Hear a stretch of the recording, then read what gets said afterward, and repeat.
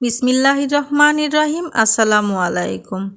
আজকে আপনাদের সাথে শেয়ার করব শীতের বিভিন্ন ধরনের শাকসবজি দিয়ে ডিম দিয়ে অসাধারণ একটি রেসিপি।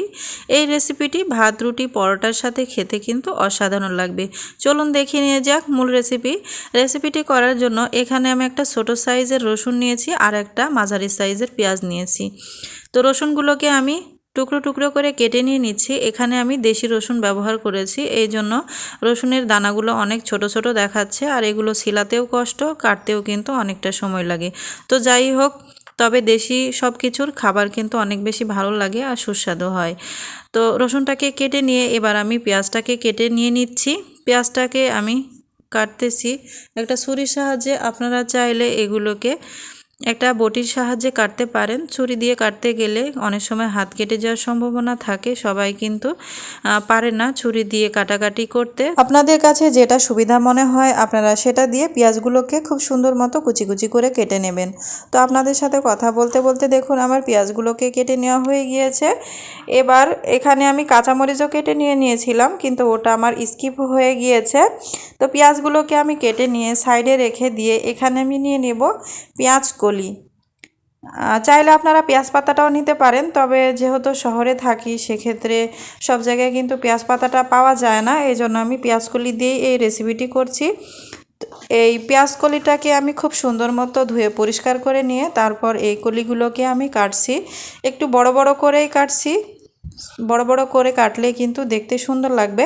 তো বন্ধুরা, এতক্ষণ পর্যন্ত যারা আমার ভিডিও দেখছেন কিন্তু ভিডিওতে একটি লাইক দেননি, প্লিজ এ পর্যায়ে এসে ভিডিওতে একটি লাইক দিয়ে চ্যানেলটি সাবস্ক্রাইব করে বেল বাটনটি অল করে রাখবেন আমার নিত্য নতুন রেসিপি ভিডিও দেখার জন্য। আমার কাটাকাটির পালা শেষ, চলে যাচ্ছে চুলাতে একটা ফ্রাই প্যান বসিয়ে দিয়ে এখানে পরিমাণ মতো তেল দিয়ে দিচ্ছি। তারপর এখানে রসুনগুলোকে যে কুচি করে নিয়েছিলাম এটাকে আগে কিছুক্ষণ ভেজে নিয়ে নেব।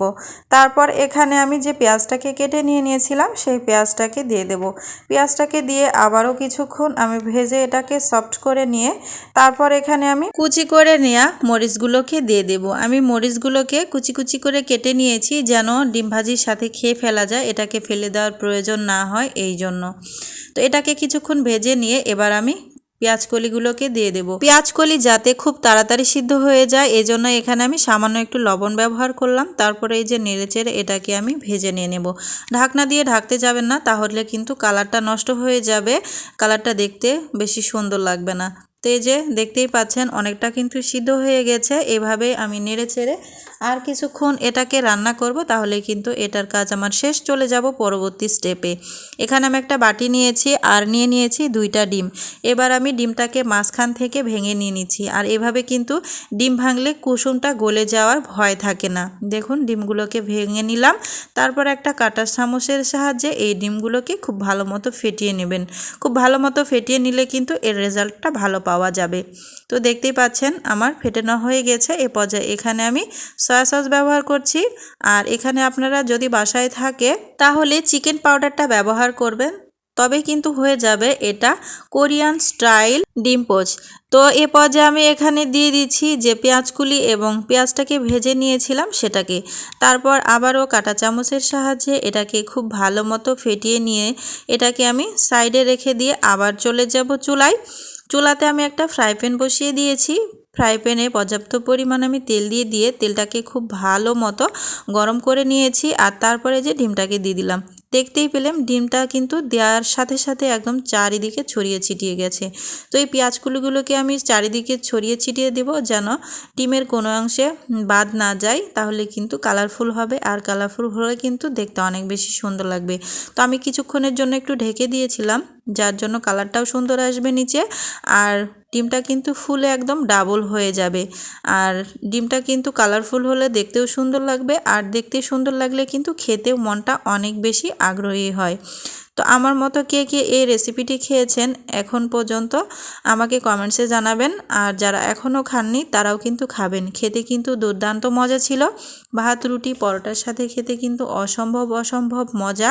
এই ডিমটা কিন্তু গোটা রাখতে যাবেন না, আমার মতো স্প্যাচুলা দিয়ে অথবা খুন্তি যাই হোক না কেন এটা দিয়ে এরকমভাবে টুকরা টুকরা করে নেবেন আর একটু ক্রিস্পি ক্রিস্পি করে ভাজার চেষ্টা করবেন, তাহলে কিন্তু এর আসল স্বাদটা পাবেন। যদিও ডিম খুব বেশি ক্রিস্পি করে ভাজা উচিত না, তাহলে ভিটামিনগুলো নষ্ট হয়ে যায়, কিন্তু এটা কিন্তু অনেক মুখরোচক একটি রেসিপি। তো আমার কিন্তু রেসিপিটা রান্না করা হয়ে গেছে, আমি কিছুটা ঠান্ডা হলে এটাকে পরিবেশন করে নেব।